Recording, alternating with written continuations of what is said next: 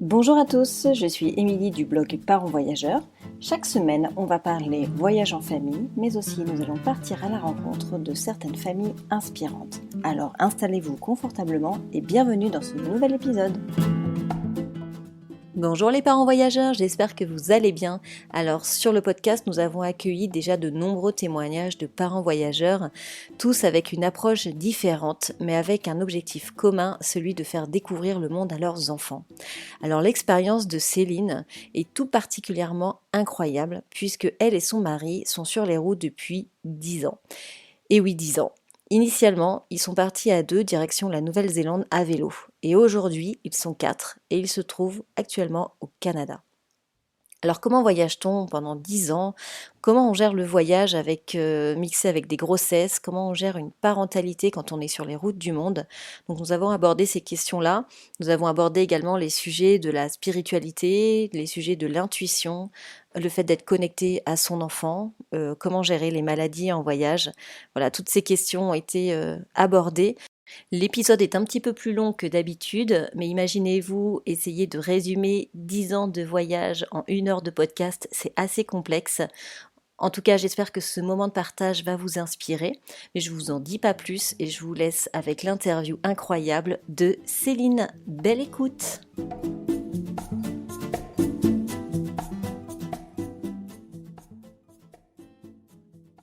Bonjour Céline, merci d'avoir accepté mon invitation pour participer au podcast. Je suis heureuse de t'accueillir. Merci à toi, merci de m'accueillir. Je suis très contente de partager notre histoire. Alors ton histoire, elle est juste incroyable. Est-ce que déjà, pour commencer, est-ce que tu veux bien commencer par te présenter ? Alors je m'appelle Céline, mon partenaire c'est Xavier. Nous avons une fille qui s'appelle Naïla qui a 7 ans et une deuxième fille qui s'appelle Phoebe et puis qui a 3 ans. Et en fait, ça l'a fait 10 ans qu'on voyage sur les routes du monde à vélo. On a roulé 78 000 km à vélo sur 4 continents. Et puis, nos 2 filles sont nées en cours de route le long du chemin. Alors c'est vrai que j'aurais jamais pu l'imaginer quand on est parti de la Suisse en 2010. Xavier avait l'idée de partir en voyage à vélo pour rejoindre la Nouvelle-Zélande et on s'est rencontrés et puis c'est vrai qu'on est tout de suite devenus un couple et quelques jours plus tard je lui demandais est-ce que je peux venir avec toi parce que le voyage faisait déjà partie de ma vie depuis longtemps et du coup on a pris nos vélos, enfin on a mis 1 année pour préparer ce voyage, on a pris nos vélos et on est parti dans cette aventure de couple qui devait durer 3 ans et qui dure encore aujourd'hui. C'est fou. Alors du coup, vous êtes partis, donc ce premier voyage en Nouvelle-Zélande. Il a duré combien de temps ce voyage ? Bon, donc l'idée c'était justement, quand on était en Suisse, on a planifié le voyage, puis on voulait aller jusqu'en Nouvelle-Zélande. Et en fait, il y a eu 2 choses. Il y a eu... Ok, donc on est parti en direction de la Nouvelle-Zélande et finalement, après à peu près 1 année et demie sur les routes, on s'est rendu compte que c'était plus qu'un voyage, qu'on était vraiment devenus nomades parce qu'on avait décidé dès le départ de vraiment se laisser porter par le vent, de se laisser guider par notre cœur, de se laisser guider par les synchronicités et du coup, notre chemin, ça nous a pris 5 ans pour rejoindre la Nouvelle-Zélande et notre fille Naïla est née en cours de route. Alors, c'est vrai que notre chemin a révélé, quand on arrive en Nouvelle-Zélande, notre chemin a révélé le symbole de l'infini, c'est-à-dire 2 boucles, une boucle autour des montagnes sacrées de l'Altaï en Sibérie et une boucle autour des hautes cimes mystiques de l'Himalaya. Donc ça a été notre premier projet pour rejoindre la Nouvelle-Zélande. Et puis là, quand on était en Nouvelle-Zélande, on a vraiment réalisé que voilà, c'était devenu notre vie. Et puis qu'on était nomades. Vous êtes complètement retrouvés dans ce mode de vie, ça vous correspondait ? Oui, complètement, parce qu'en fait, ça nous permettait vraiment de vivre le moment présent et puis vraiment d'aller expérimenter. Finalement, pour moi, le choix de devenir nomade, ça a été le choix d'expérimenter dans chacune de mes cellules ce que signifiait plonger dans le monde. Mais plus encore, si tu veux, pour moi, quand j'étais petite, j'avais toujours envie d'apprendre. J'avais besoin de nourrir cette soif d'apprendre. Et puis, en acceptant de plonger dans cette vie nomade, j'ai accepté de désapprendre. C'est-à-dire de ne pas construire ma compréhension du monde sur les informations qui venaient d'extérieur à moi, mais de construire la compréhension du monde qui venait avec les informations qui viennent depuis l'intérieur de moi, depuis mon expérimentation. Et puis du coup, c'est vrai qu'on reçoit énormément d'enseignements tout le long du chemin qui nous permettent d'être de plus en plus en équilibre et en paix avec nous-mêmes. Donc vraiment, ce chemin, finalement, parfois on a même l'impression que c'est plus nous qui décidons finalement où est-ce qu'on va aller, mais que c'est vraiment les lieux qui nous appellent et on se retrouve appelés dans certaines régions du monde pour y passer, pour y rester un moment. Et c'est comme ça que notre chemin se construit. C'est comme ça aussi que notre itinéraire révélait le symbole de l'infini. Et puis après la Nouvelle-Zélande, on est parti dans un autre projet qui s'appelle les Grands Espaces du Nord. Donc on a eu vraiment un appel du Grand Nord et du coup on a décidé de rouler en spirale autour des grands espaces du Nord. Donc on a commencé à Hokkaido, qui est l'île la plus au nord du Japon. Après Phoebe, j'étais enceinte de Phoebe, on est redescendu un peu au sud, on est retourné en Malaisie, c'est là où on avait donné déjà naissance à notre première fille. Donc on est retourné en Malaisie pour donner naissance à Phoebe pour énormément de raisons. Mais voilà, on s'est retrouvés là-bas en Malaisie. Et puis après, on est reparti en Sibérie, en Mongolie. On a traversé aussi la Chine. Et puis après, on est arrivé dans les Amériques, donc l'Alaska, le Canada. On vient de traverser le Canada depuis le Yukon jusqu'au Québec où on se trouve maintenant. Donc on se trouve au Québec. On est posé pour cet hiver dû à la pandémie et puis aux hivers canadiens qui sont quand même bien froids. Donc du coup, on est posé pour quelques mois et là, on va reprendre les vélos en mai pour repartir, pour continuer notre vie nomade. Quand tu dis que t'apprends sur les routes, concrètement, comment ça se passe? Vous roulez combien de temps? Vous consacrez combien de temps à la découverte des peuples, des cultures? Et comment c'est plusieurs questions en une, mais et comment vous faites pour rencontrer ces personnes-là? Pour nous, le vélo, c'est vraiment un moyen de transport. Donc pour nous, c'est vraiment, ça nous donne l'opportunité déjà de plonger complètement dans les espaces naturels. Donc quand on est à vélo, on aura la sensation du vent sur notre peau, on aura les odeurs qui vont venir, on va voir tous les petits détails, que ce soit les animaux, on va voir énormément aussi d'animaux. Et du coup, on plonge vraiment dans les espaces naturels. Et en même temps, c'est vraiment quelque part une fantastique excuse pour rencontrer les personnes et la culture. C'est-à-dire que on est sur nos vélos et à aucun moment on peut fermer finalement la vitre de notre voiture pour créer un petit sas. Donc ce qui fait que ça a l'avantage et l'inconvénient, c'est-à-dire qu'on plonge complètement intégralement dans les cultures des pays dans lesquels on est, parce qu'on est souvent dans les lieux qui sont justement, on est dans l'entre-deux. Nous, ce qu'on aimait à vélo, c'est qu'on prend pas un bus pour aller d'un endroit à un autre, mais on vit complètement l'entre-deux. Et finalement, pour nous, c'est le chemin, finalement. On s'est rendu compte souvent, au début du voyage, on voulait aller voir des choses. Puis au bout d'un moment, on s'est rendu compte que finalement, on était par exemple en Turquie, on s'était dit on va aller voir ça, ça a l'air sympa. Puis une fois qu'on arrivait devant ces choses à voir, ces monuments à découvrir, ou bien peut-être ces monuments UNESCO, certes, ils sont magnifiques. Certes, c'est vraiment beau, mais en même temps, c'est pas forcément cet instant qui nous marquait le plus. Parce que peut-être juste avant, le long du chemin, on avait fait une rencontre extraordinaire. Ou peut-être qu'on avait découvert un petit temple on n'avait jamais entendu parler, mais qui n'était pas aussi beau, qui n'était pas aussi majestueux. Mais en même temps, comme on était seul à le découvrir, puis qu'on savait pas qu'il existait, c'est une découverte qui est spontanée et qui du coup révèle tout son sens. Et alors on s'est vraiment rendu compte que finalement, on était porté plus par le chemin que par la destination. Donc que finalement, maintenant, c'est comme si c'était pas grave si on n'allait pas voir les monuments qui étaient importants, parce que finalement le chemin allait nous montrer ce qu'il y allait avoir. Et c'est comme ça qu'on plonge vraiment avec les gens. Alors des fois c'est pas facile, c'est vrai on s'est retrouvés au Bangladesh. Le Bangladesh, c'est un des pays les plus denses du monde, donc il y a plus de 1000 personnes par kilomètre carré. Et une grande partie des terres est inhabitable, donc il faut imaginer une densité humaine qui est extrême. Donc ça se voit pas forcément au premier abord. Donc si on sort des villes, il y a vraiment plein de petits champs. On dirait vraiment qu'on est dans moi j'aime bien dire c'est des jardins potagers mais à l'échelle d'une nation. Et on a l'impression qu'il y a personne. Et tout d'un coup, les gens là, ils apparaissent. On s'arrêtait, peut-être le temps de s'arrêter en 3 secondes. Les gens, c'est comme s'ils se matérialisent dans le paysage. Là, tout d'un coup, on voit des têtes qui sortent de partout. Et s'il y a 3 personnes autour de nous, il y a 10 personnes qui viennent. Et s'il y a 10 personnes, c'est un rassemblement. Donc les gens courent de toutes les parts et on a 70 personnes autour de nous, 70 personnes autour de nous. Donc finalement, c'est un peu ça, c'est que donc au Bangladesh, on était tout le temps entouré d'une cinquantaine de personnes facilement qui nous regardaient manger alors qu'on était au milieu de nulle part. Et je me souviendrai toujours après la dernière bouchée, parce qu'il y a quand même un respect, ils sont très respectueux, ils sont très très doux aussi, ils nous touchaient jamais nos affaires, il y a vraiment une grande douceur au Bangladesh. Et les gens ont mangé notre dernière cuillère et le cercle se rétrécissait et comme ça on était engloutis finalement par la foule. Mais donc oui, donc il y a les avantages, puis il y a les difficultés. En même temps, j'aime bien raconter aussi cette histoire en Iran.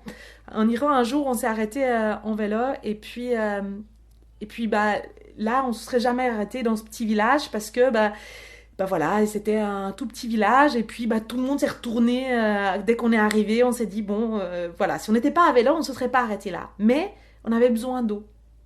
Et du coup, bah, c'était une obligation pour nous de nous arrêter. Et du coup, on a demandé à la personne qui était en face de nous, est-ce qu'on peut avoir un peu d'eau est-ce qu'on peut avoir un peu d'eau? Et là, bah, la personne, la femme nous a montré, donc les femmes étaient en train de faire la queue pour acheter du pain Barbari, qui est du pain ça sent, il y a une odeur absolument fantastique. Le pain Barbari est délicieux en Iran. Et là, elles nous ont montré le puits. Donc on s'est dirigé vers le puits. Et en fait, les 10 minutes qui ont été nécessaires à puiser l'eau, eh ben, c'est comme si ça avait permis de créer une connexion finalement, d'ouvrir les barrières de la peur. Et du coup, on était invités pour avoir un thé. Et c'est souvent ça en vélo. C'est comme on arrive et qu'on est souvent aussi autonome complètement, qu'on n'a pas besoin, on a notre tente, donc on dort principalement sous tente, on a notre nourriture, donc on n'a pas besoin de l'hospitalité, mais par contre, l'hospitalité se fait naturellement. Donc c'est vrai que, donc on est à vélo, on roule en général à peu près 50 km par jour. Entre 50 et 60 km par jour. C'est une bonne moyenne pour nous parce que ça nous permet vraiment de pouvoir avancer, mais en même temps découvrir ce qu'il y a à découvrir les monuments, rencontrer les gens, être avec les gens. Et puis il n'y a pas de règle pour nous. La seule règle, c'est qu'on est ouvert à tout ce qui se présente. Donc, on va suivre nos intuitions, on va suivre le vent, on va être ouvert. Parfois, on va rester 2 jours dans une famille. Après, peut-être qu'on va faire des plus grandes distances et devoir rouler plus. C'est vrai que dans les grands espaces du Nord, là, dans certaines régions aussi, on est vraiment dans des coins plutôt reculés. Donc, on est vraiment dans les grands espaces sauvages. Et là, il va nous falloir parfois 70 km ou plus durant plusieurs jours pour pouvoir rejoindre soit des points d'eau ou des points de nourriture, que ce soit par exemple en Alaska, en Mongolie, dans des déserts qu'on a traversés, au Tadjikistan, etc. Donc là, il nous faut vraiment rouler plus. Là, actuellement, notre fille Naïla roule toute seule. Elle est par moment tirée par une élastique pour l'aider à avoir un rythme plus régulier, puis quand ça va aussi un petit peu dur pour elle. Elle a aussi la possibilité de se mettre sur un système tandem qui s'appelle Follow Me, qui est derrière mon vélo. Et puis Phoebe, elle a la possibilité soit d'être dans une charrette Tulay, soit d'être derrière mon système Follow Me, ou bien de rouler toute seule, parce qu'à 3 ans, elle roule déjà toute seule, puis elle aime bien rouler sur les pistes cyclables toute seule lorsqu'il y en a. Et puis chaque jour, donc ce qu'on fait, c'est que chaque jour, on part pour l'inconnu. C'est-à-dire qu'on ne sait jamais où on va planter notre tente, le soir même.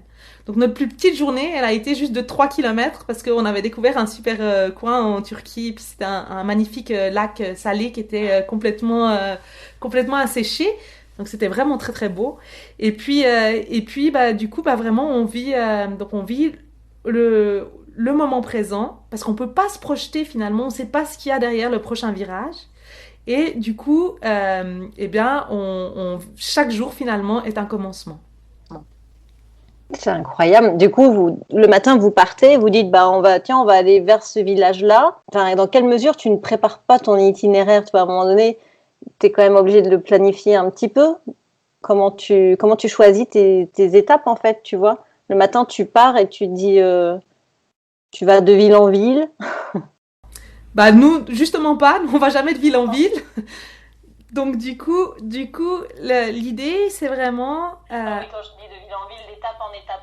Ouais, en fait, le truc, c'est que non, il y a dans beaucoup de pays où il y a assez de nourriture régulièrement pour que ce soit pas un problème de devoir planifier. Donc on a une direction générale, euh, mais on a aussi une longueur de visa qui fait que ça va changer notre rythme. Donc par exemple, on peut avoir, en Corée du Sud, on avait 3 mois pour un petit pays, ce qui nous permettait vraiment, voilà, d'aller suivre des petites routes, d'être à l'écoute des gens. Souvent, on demande aux gens finalement où est-ce que ce serait sympa de rouler. Et on suit souvent les conseils des gens pour aller découvrir des choses. Donc on se laisse porter comme ça. Et puis, bah, il y a des pays comme la Chine, où on avait 3 mois pour rouler 6 000 kilomètres. Donc du coup, ça change complètement le rythme. Là, on était en couple, on a dû rouler, passer 100 kilomètres par jour pour pouvoir sortir de la Chine à temps. Donc là, c'est vraiment un rythme qui est complètement différent. On va essayer de suivre une ligne qui est un petit peu plus directe. En même temps, on a quand même réussi à faire des détours et on a vraiment appris. En fait, c'est une jolie histoire. C'est que quand on est arrivé en Chine, on était juste en couple, puis on s'est dit, bah, il faut vraiment, voilà, on a envie d'aller rejoindre le Pakistan, on va aller le plus rapidement au Pakistan. Et puis, on a ouvert pour la première fois la carte de la Chine quand on était en Chine. Donc, on a ouvert la première carte. En fait, on en avait deux. On a ouvert la deuxième carte. Et c'était juste, c'était gigantesque. C'était 1 mètre et demi de long. C'était notre carte de la Chine, qui était une carte qui était pas vraiment très précise. Il y avait même des villes de plus de 6 millions d'habitants qui n'étaient pas notées sur ces cartes-là. Donc il faut imaginer que c'est vraiment grand la Chine, c'est vraiment très très vaste, c'est 6 000 kilomètres. Et du coup, quand on est parti de la Chine, on s'est dit, bah, il faut qu'on roule vraiment fort, on n'arrivera jamais, c'est pas possible. En plus qu'on avait uniquement un visa d'1 mois qu'on pouvait éventuellement prolonger. Donc on n'était même pas sûr vraiment du temps qu'on aurait en Chine. Et puis finalement, on est parti. Et le premier jour, on a roulé 100 kills et on s'est arrêté. Et on a rencontré un Japonais qui nous a proposé de dormir dans son appartement qui était libre, dans une tour au 4e étage d'une grande ville avec une superbe vue. Il nous a dit, bah voilà, l'appartement est libre, vous pouvez rester autant longtemps que vous voulez. Et voilà, et ben nous, évidemment, on avait envie de rouler, mais en même temps, on avait envie de profiter des opportunités. Donc, on est resté quelques jours. On a profité de visiter la ville, qui était vraiment une ville aussi sympa, avec une rue historique, une ruelle historique. Donc, on s'est dit, bah, on va prendre cette opportunité, malgré finalement cette pression qu'on s'était mis d'avancer. Puis après, on s'est dit, bon, bah, on va repartir. Et on s'est dit, mais vraiment, il faut qu'on rentre 100 kills. Et le lendemain, on a voulu rouler ces 100 kilomètres et on a fait un détour de 60 kilomètres parce qu'on s'est trompé. Parce qu'en fait, en Chine, ben, des fois, avec la pollution et puis les routes, on avait des cartes très, très imprécises. On n'avait pas de GPS à ce moment-là. Donc, on n'avait même pas de téléphone portable. Et du coup, on demandait aux gens et on s'est complètement perdu. On a fait 60 kilomètres de détour. Et ce jour-là, on a décidé qu'on n'allait pas tenter de traverser la Chine, qu'on allait on allait vivre le moment présent. Qu'on allait essayer de rouler 100 km, mais que si on n'arrivait pas, puis qu'on allait profiter des opportunités.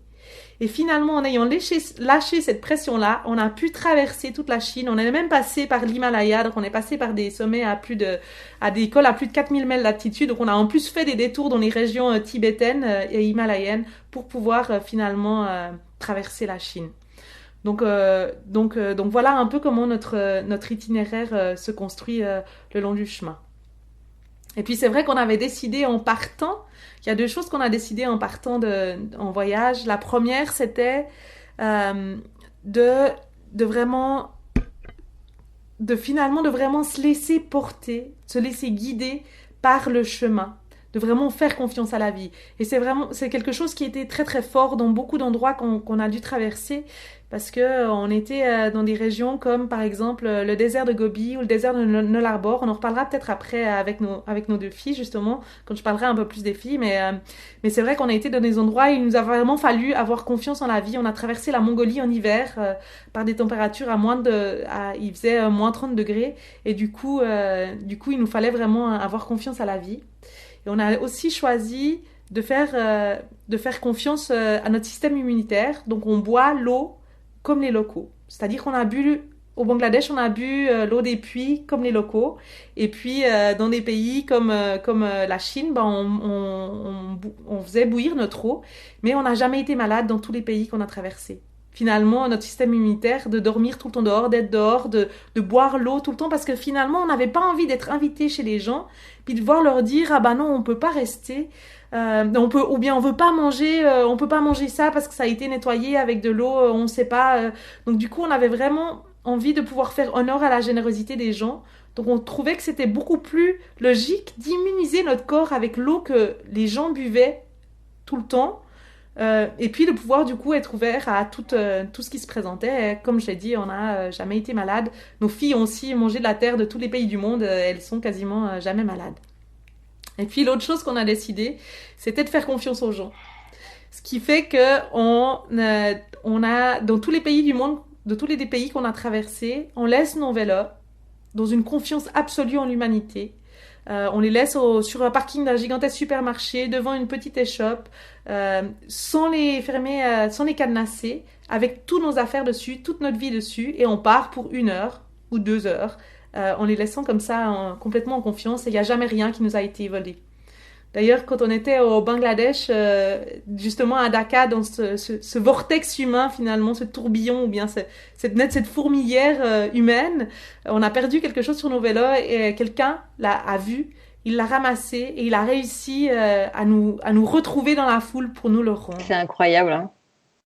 C'est un exemple qui est juste fou, quoi. Alors qu'aujourd'hui, en France ou même en Espagne, hein, c'est vrai que c'est quelque chose qu'on fait pas, quoi.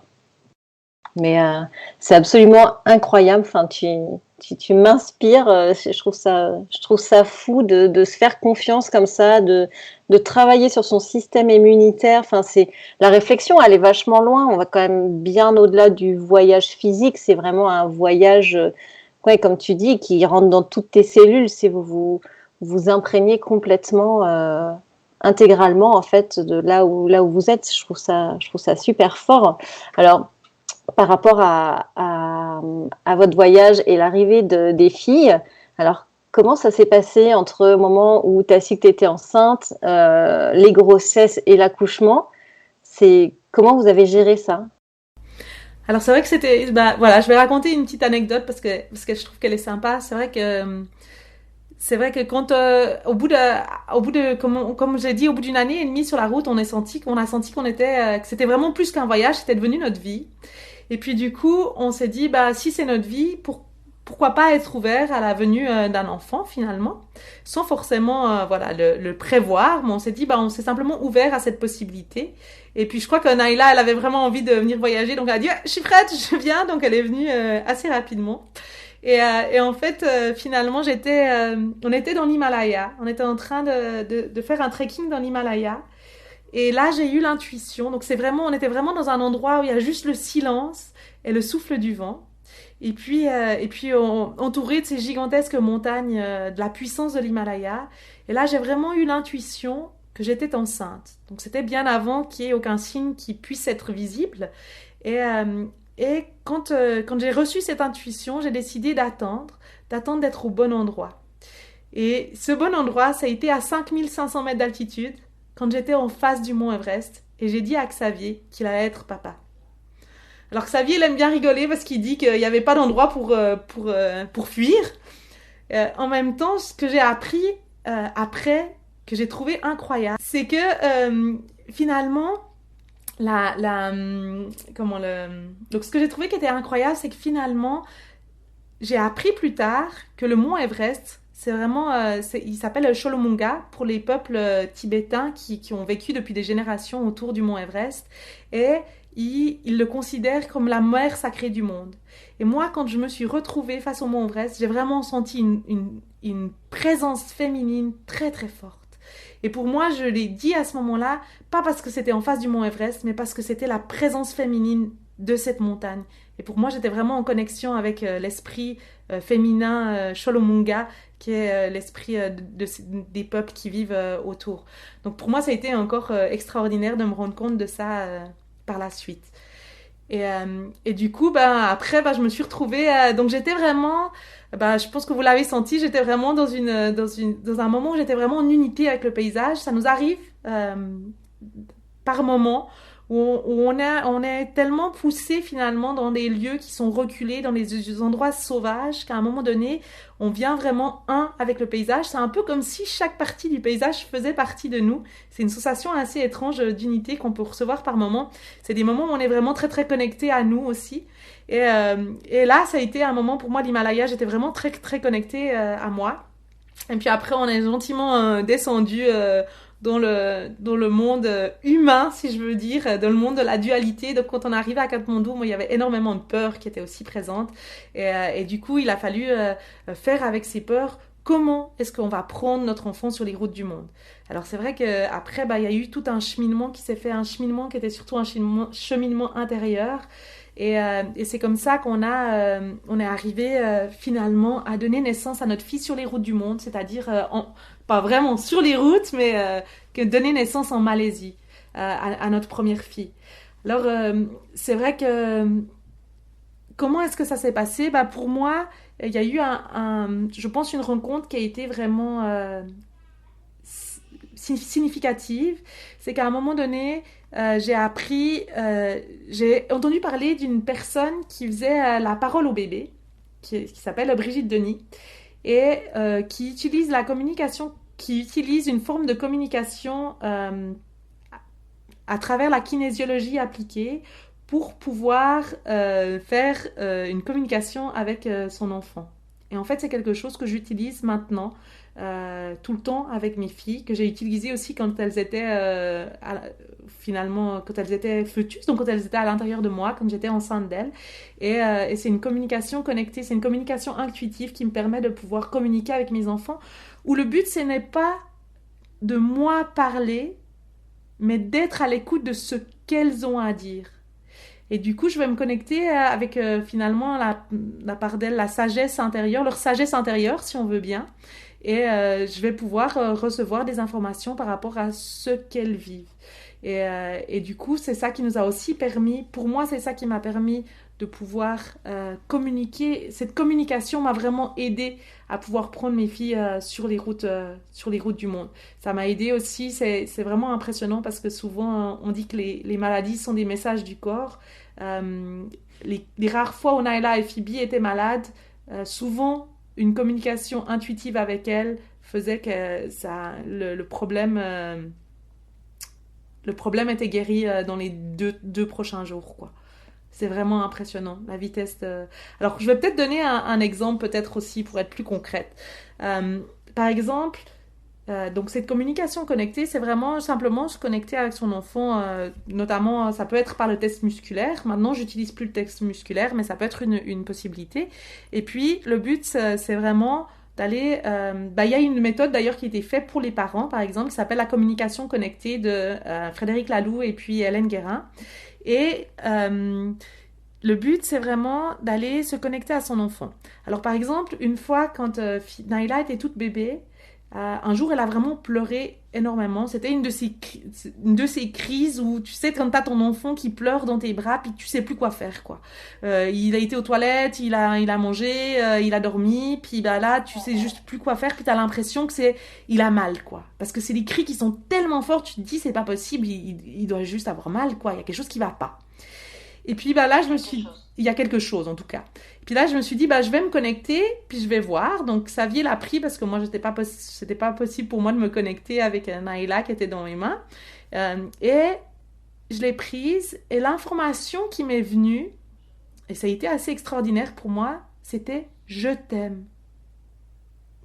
Et ce qui était le plus extraordinaire, c'est qu'au moment où mon corps a intégré l'information, c'est-à-dire, tu sais, quand tu sens le petit frisson qui monte le long de ton corps parce que tu vois, tu reçois un message comme ça, ton bébé qui te dit « je t'aime », t'as le message qui te vient là, t'as les frissons qui montent. Et à ce moment précis, Naila arrête de pleurer. Et elle est complètement apaisée. Et en fait, c'est ça que je me suis rendu compte, c'est qu'il y avait énormément de fois où mon bébé me communiquait des informations qui étaient positives.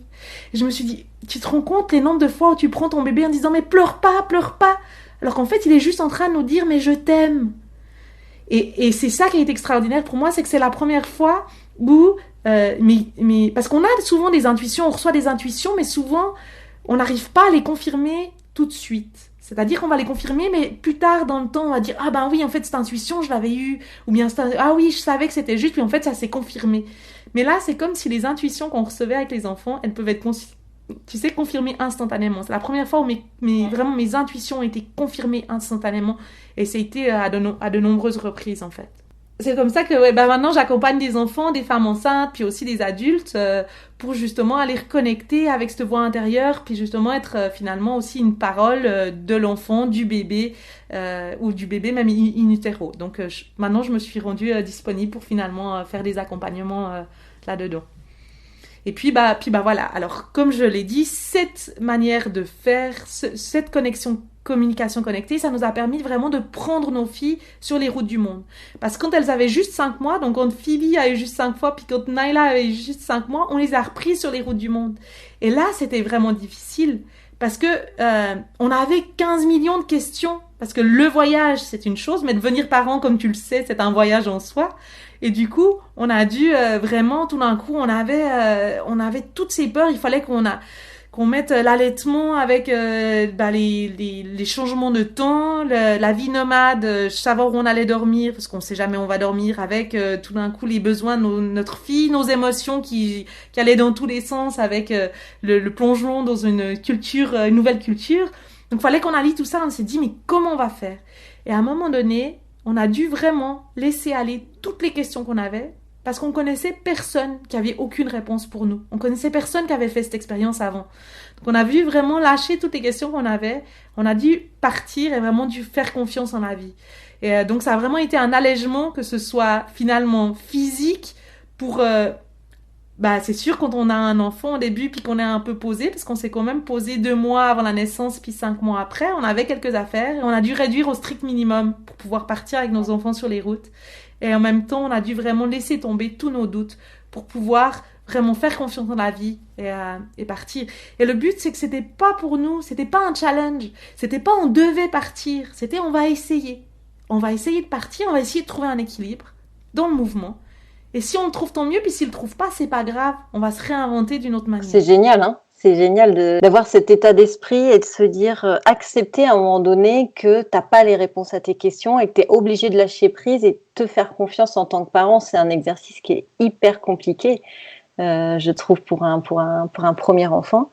Et de ce fait, du coup, vous avez repris les routes au bout de 5 mois. Donc, c'est vrai que c'est hyper tôt. Vous avez repris la route dans quel pays? Enfin, vous étiez en Malaisie, mais vous aviez repris... dans quel pays votre chemin? Ouais, je veux juste revenir sur ce que tu disais, se faire confiance. En fait, finalement, ça a été ça qui a été génial pour nous. C'est que le fait qu'on était sur les routes du monde, on s'est rendu compte, durant la grossesse, que y avait plein de choses qu'on devait faire pour la grossesse, mais que dans chaque pays, ça changeait. Donc, on s'est rendu compte que finalement, tout ce qu'on devait faire, ça changeait aussi en fonction des cultures. Donc on s'est dit finalement, il n'y a pas beaucoup de choses qu'on est obligé de faire. Donc c'est ça qui nous a permis de se rendre compte qu'il y avait une ouverture, puis qu'on avait surtout le choix de pouvoir se positionner sur ce qu'on voulait et ce qu'on voulait pas. On avait le choix de décider qu'est-ce qui était le plus juste pour nous. Et c'est ça qui a aussi mis cette graine de choisir finalement de plus aller chercher les informations qui étaient à l'extérieur, de plus se faire imposer les informations de l'extérieur, mais de dire qu'est-ce qui est juste pour moi aujourd'hui? Pas en lien avec ma tête forcément, mais en lien avec mon cœur. Qu'est-ce qui est juste pour moi dans mon cœur? Qu'est-ce qui est juste pour mon enfant maintenant? Et du coup, c'est vrai que ça nous a fait une forme de parentalité qui est complètement différente et qui est vraiment basée sur, ok, qu'est-ce que je ressens qui est juste pour moi maintenant? Qu'est-ce que je ressens qui est juste pour mon enfant maintenant? Et c'est, comme je te l'ai dit, c'est en lien avec tout le voyage, avec tout ce qui a été fait avant, mais aussi avec toute cette grossesse qui a été faite finalement sur les routes du monde, où j'ai dû faire confiance à mon corps, où j'ai dû vraiment faire confiance à tous mes ressentis. Et c'est comme ça qu'on a pu vraiment prendre nos filles sur Naila. Avec Naila, on est parti. Donc on est monté, on était à Penang en Malaisie. C'est une petite île au nord ouest de la Malaisie, On est remonté sur la Thaïlande, on a traversé la Thaïlande, on est arrivé sur le Cambodge, on a traversé le Cambodge, on est remonté sur le Laos jusqu'en Chine. Donc on est remonté, on s'est retrouvé après sur la route du thé et des chevaux, qui est une route mystique en Chine qui relie finalement la région des thé-pu'er jusqu'à Lhasa. Et nous, on a pris une grande partie cette route du thé et des chevaux pour arriver dans les hauts sommets de l'Himalaya. Et là, quand on était aux portes justement de ces espaces sauvages, on s'est fait un petit peu claquer la porte au nez, c'est-à-dire que ces espaces se sont refermés pour nous. Notre visa a été refusé, l'expiration de notre visa a été refusée. On a dû sortir rapidement de la Chine. Mais c'est pas grave, c'était peut-être c'était pas le moment pour nous d'y aller. Donc voilà, après on est reparti. Donc c'est vrai qu'aussi, moi j'aime bien raconter qu'on se fait vraiment guider le long du chemin et qu'il y a vraiment des synchronicités qui se mettent en place pour nous amener le long du chemin. Et j'aime, voilà, peut-être que je vais raconter cette histoire en Chine. Donc en Chine, on s'est fait fermer les portes de la Chine. Là, c'était vraiment très très difficile et on savait plus où on devait aller. Et là, petit à petit, on a eu une image qui est venue sur Taïwan. Et comme Taïwan, c'est à l'autre bout de la Chine, on n'avait jamais le temps qu'expire notre visa, on n'avait jamais le temps de nous retrouver jusqu'à Taïwan. Donc on s'est dit, on va prendre un train. Et là, nos vélos nous ont pas suivis. Nos vélos, ils ont été complètement ailleurs. Et il nous a fallu, ils sont retrouvés 300 km au nord, dans un endroit introuvable sur une carte. C'était le cirque. Enfin bon, ça a été vraiment très très compliqué pour nous de retrouver nos vélos avec tout notre matériel. Et quand on a réussi à mettre la main sur nos vélos, on était 300 km plus au nord de où on devait être. Notre ferry, on pouvait jamais on pouvait pas prendre le ferry qu'on pensait prendre pour aller à Taïwan. Du coup, il fallait qu'on trouve une solution. Dans l'urgence, on a trouvé un petit bateau qui nous amenait sur des petites îles qui s'appellent les îles Matsu, qui appartiennent au territoire de Taïwan. Mais ce qui était génial, c'est que si on avait pris si on avait pris le ferry comme on pensait prendre, on serait arrivé dans une ville à Taïwan qui s'appelle Kaohsiung, qui est au sud de Taïwan. On serait arrivé le jour même d'une gigantesque explosion qui a détruit une partie de la ville. Et le fait qu'on soit passé ailleurs a fait qu'on a évité cette explosion. Donc c'est ça qu'on aime dire, c'est qu'on a vraiment l'impression, à force de faire confiance à la vie, à force d'être ouvert aux synchronicités qui nous entourent, on a vraiment l'impression que par moments, on est guidé vers le bon chemin. Et c'est comme ça qu'on a pu traverser le désert de Gobi avec nos 2 filles. Donc on a traversé le désert de Gobi en Mongolie, qui est considéré comme l'un des déserts les plus froids au monde. Il y a 90 degrés de différence entre l'été et l'hiver. Donc c'est vraiment des températures à plus 45, moins 45. C'est vraiment très, très, très, très aride. D'ailleurs, j'ai vu dernièrement que tu as interviewé quelqu'un, je me souviens plus de son nom, je suis désolée, je m'excuse, mais qui a traversé le désert de Null Arbor en voiture, que c'était une des expériences extraordinaires qu'elle a fait en voiture. Mais c'est vrai que nous, on a traversé le désert de Null Arbor en vélo, avec notre fille d'une année. Naïla avait une année qu'on a traversé le désert de Null Arbor. C'était aussi une grande aventure. Je sais pas si on aura le temps d'en parler cette fois. Mais voilà, on est dans le désert de Gobi. Et là, on a traversé le désert de Gobi. Et c'était pas une décision qui était mentale. C'était vraiment un appel de notre cœur d'aller découvrir cette terre. Et du coup, on s'est renseigné. Évidemment, on se renseigne sur les vents dominants, sur les points d'eau. On avait une vieille carte de tous les vieux points, puits soviétiques, si jamais. On avait tout plein d'infos qu'on avait regardées. Mais à un moment donné, on est obligé de se poser pour savoir qu'est-ce qui est juste pour nous. Est-ce que c'est un défi qui est possible? Est-ce que c'est juste? Ou bien est-ce que c'est pas OK pour nous? Alors on l'a fait, mais ça ne veut pas dire que dans le futur on le referait, parce que c'est toujours en fonction de ce qu'on sent sur le moment. Et là, c'était OK pour nous et on est parti. Phoebe, elle avait juste une année. Naïla, elle avait 5 ans. Et on a pris nos 2 filles, traversé le désert de Gobi. Et ce qui était incroyable, c'est qu'on peut imaginer que le désert de Gobi,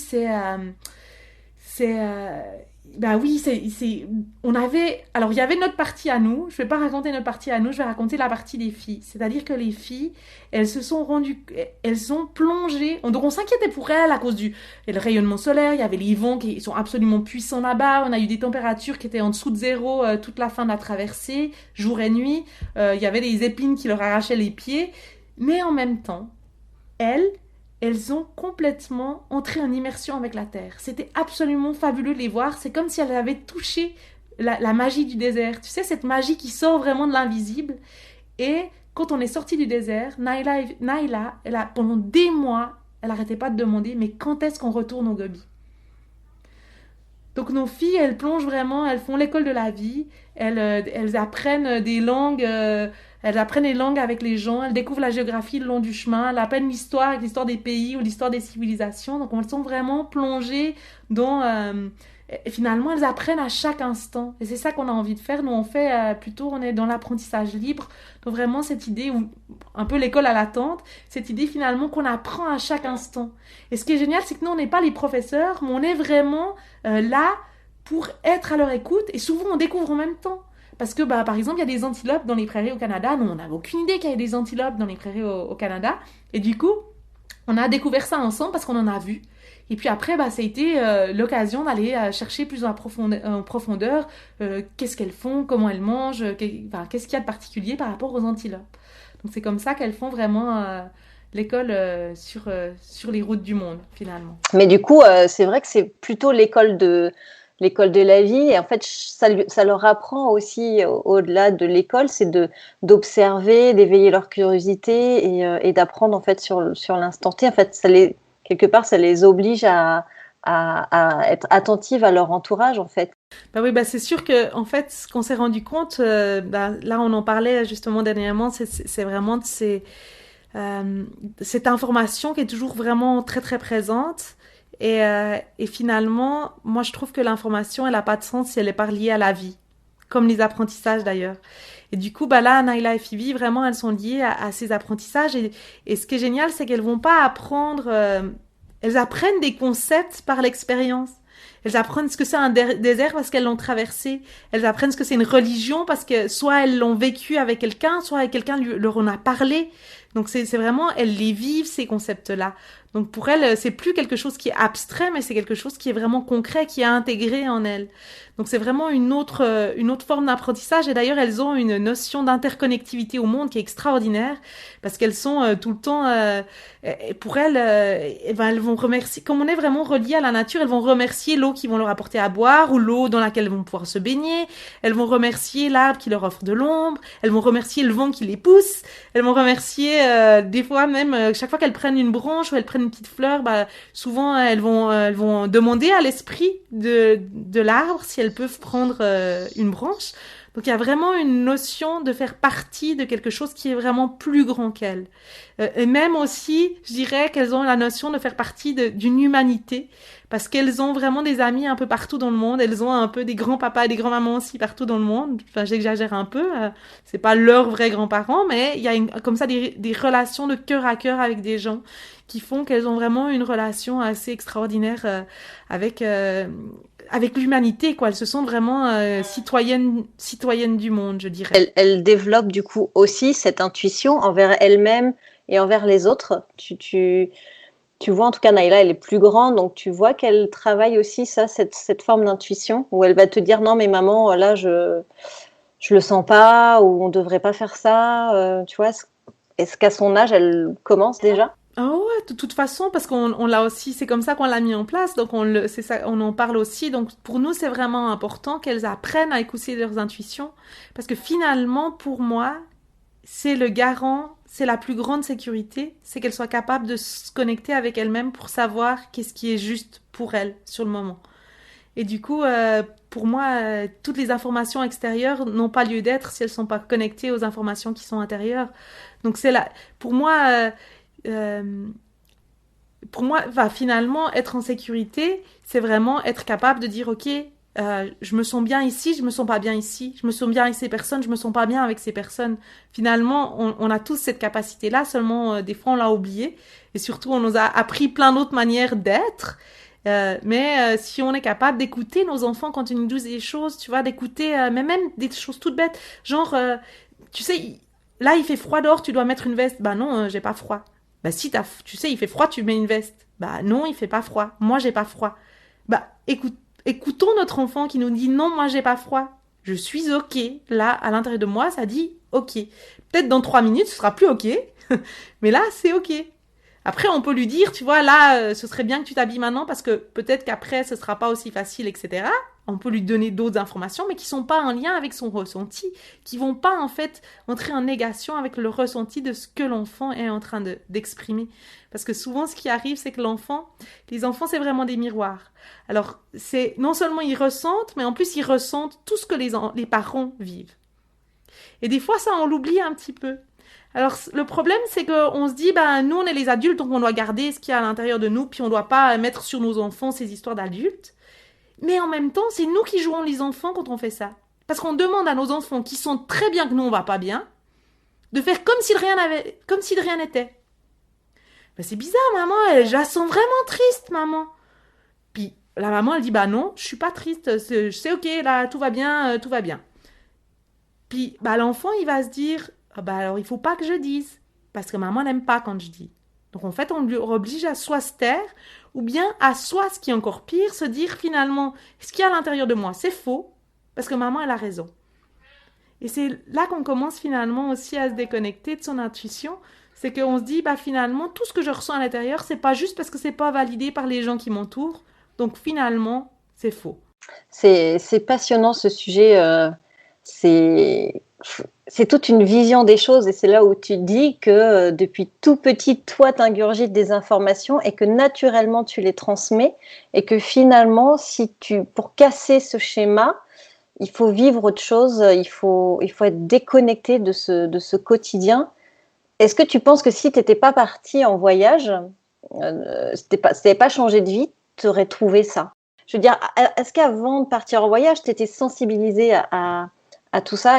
Alors, je pense que j'avais déjà ça avant de partir, parce que ça faisait déjà partie de ma vie avant aussi.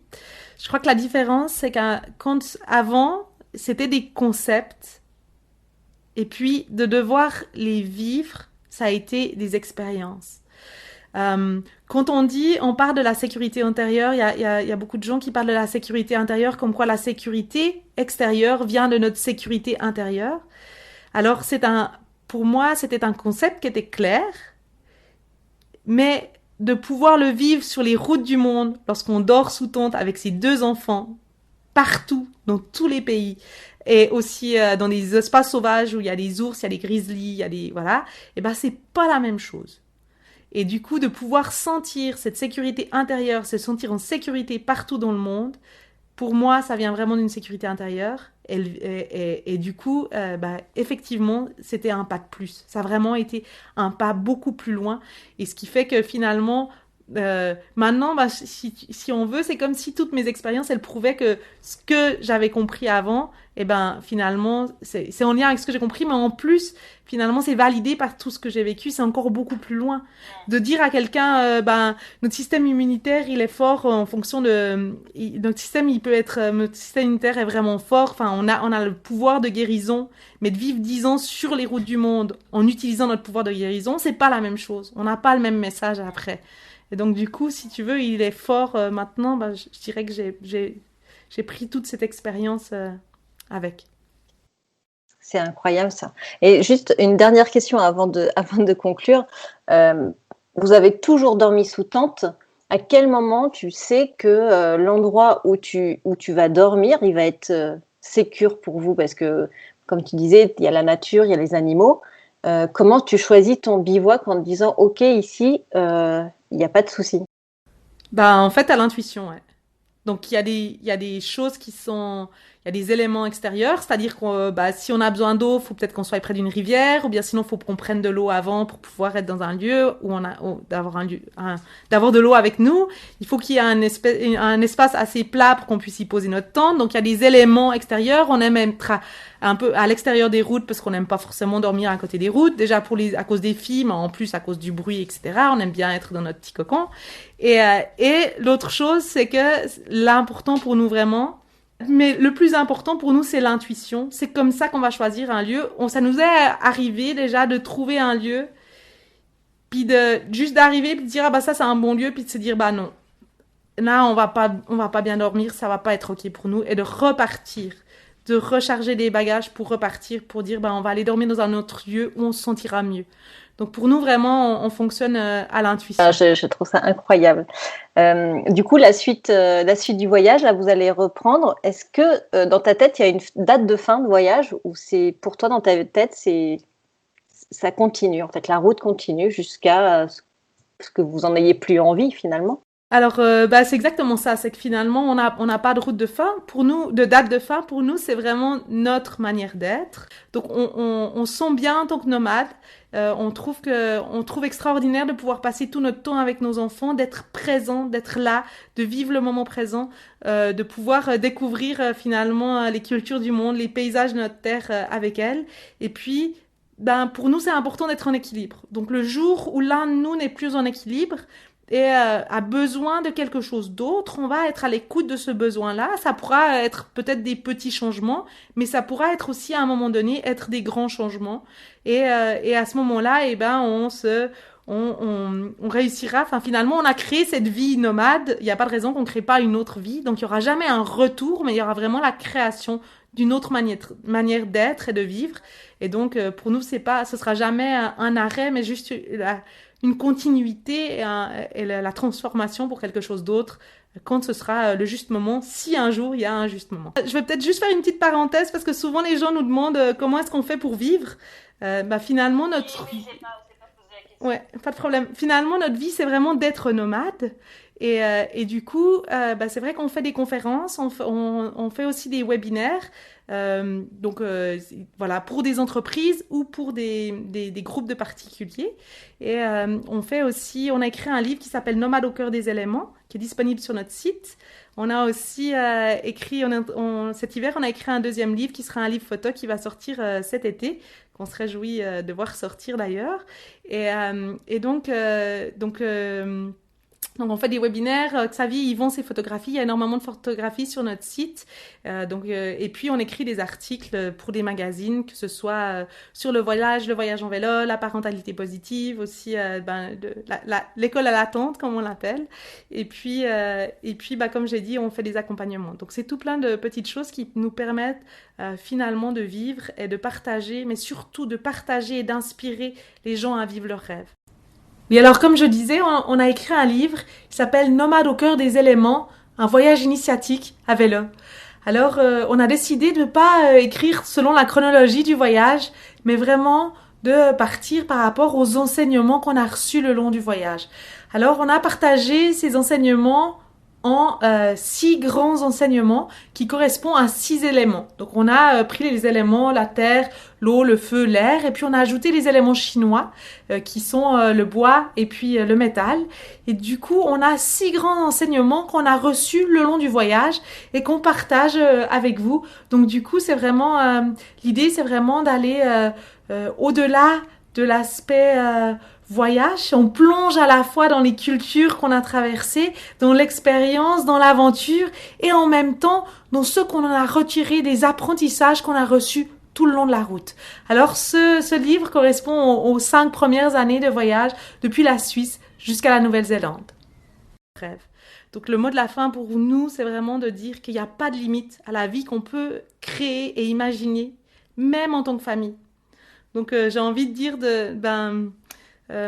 respirer la puissance de la terre pour vivre pleinement votre vie et apporter de la magie au monde. C'est un excellent mot de la fin. Bravo Céline, c'était super. Merci infiniment pour ton témoignage, c'était hyper intéressant. Et je te dis à très bientôt. Ouais, ça marche. À très bientôt. Au revoir à tout le monde et puis magnifique journée. Merci, ciao. J'espère que cet épisode vous a plu, je vous avais prévenu comme quoi il était différent et très inspirant, je dirais même carrément bluffant. S'il vous a plu, n'hésitez pas à le partager autour de vous, n'hésitez pas à le partager sur les réseaux sociaux ou bien lui laisser 5 étoiles sur votre plateforme d'écoute. Voilà, cela nous aide beaucoup à gagner en visibilité. Je vous souhaite une très très belle semaine et je vous dis à mercredi dans 15 jours. Ciao.